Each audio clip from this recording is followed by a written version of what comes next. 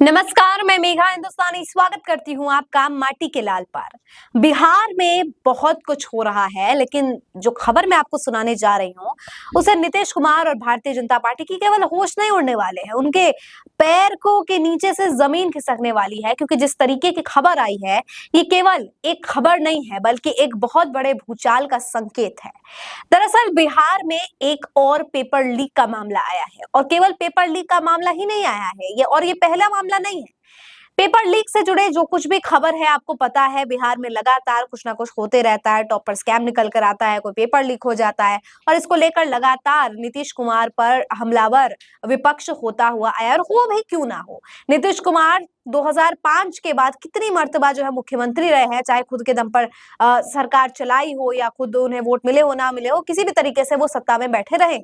और ऐसे में शिक्षा विभाग में इतनी बड़ी घूसखोरी, इतनी बड़ी बड़ी जो है नजरअंदाजगी हो रही है, इतनी बड़ा स्कैम चल रहा है, और मुख्यमंत्री इन सबसे अनजान है। तो ऐसे में सबसे बड़ा सवाल तो मुख्यमंत्री के लिए खुद खड़ा उठता है। तो हम खबर आपको दिखाते हैं, फिर आगे चर्चा करेंगे। न्यूज नेशन की खबर देखिए, न्यूज फॉर नेशन की। लिखा है बिहार पेपर लीक, बिहार में एक और पेपर लीक कांड, 35 लोगों की गिरफ्तारी की खबर, 12 ऑनलाइन सेंटरों पर ताबड़तोड़ छापेमारी।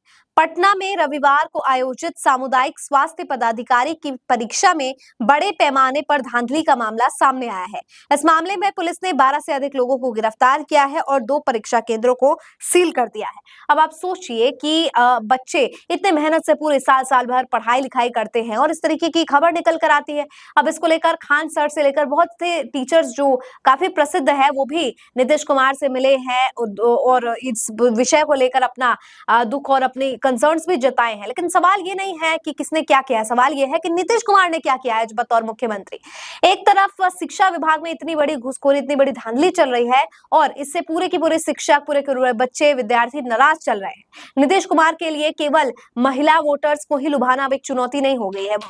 नीतीश कुमार के लिए अब सिरदर्दी बन गए हैं विद्यार्थी, सिरदर्दी बन गए हैं शिक्षा विभाग में काम करने वाले लोग और शिक्षा विभाग से जुड़े लोग, क्योंकि अब उनके जो है मन को लुभाना बहुत ज्यादा मुश्किल हो गया है। लेकिन केवल यहाँ पर महिला, केवल विद्यार्थी नहीं, बल्कि अब एक और तीसरा एंगल भी स्टोरी में आ गया, और वो है अति पिछड़ा वर्ग। जी हाँ, अति पिछड़े वर्ग ने बिहार में नीतीश कुमार के खिलाफ आंदोलन छेड़ने का फैसला लिया है। उम्मीद जताई जा रही है कि 5 से 6 लाख लोग इस रैली में शामिल होंगे, और इस रैली के माध्यम से गांधी मैदान में जो रैली की जाएगी, उसके माध्यम से अति पिछड़े वर्गों की आवाज को बुलंद करने का काम किया जाएगा। अब लोग ये कह रहे हैं कि नीतीश कुमार की जिस जात के से आते हैं, उनकी आबादी 3% है, बावजूद इसके वो मुख्यमंत्री बन गए हैं। अति पिछड़े वर्ग बिहार में 40% है, बावजूद इसके उन्हें सत्ता कभी भी हासिल नहीं हुई है। ऐसे में नीतीश कुमार का घेराव लगातार किया जा रहा है, चाहे अति पिछड़ा वर्ग हो, चाहे विद्यार्थी हो, चाहे अब अलग अलग सेक्टर्स, अलग अलग जगह से भी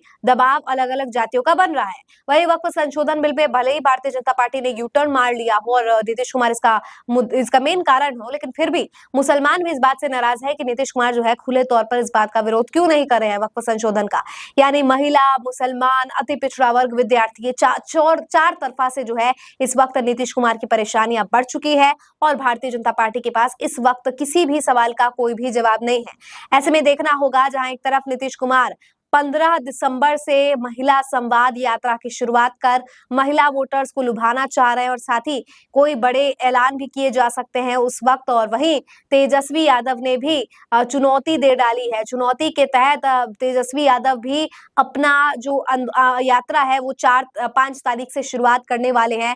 यानी एक तरफ नीतीश कुमार 15 तारीख से जो यात्रा करने वाले हैं, उसकी काट निकालते हुए, चुनौती देते हुए, अब तेजस्वी यादव ने भी 5 से अपनी यात्रा को प्रारंभ किया। हालांकि इसे प्रारंभ कहना गलत होगा, क्योंकि ये यात्रा पहले से ही शुरुआत उसकी हो गई थी।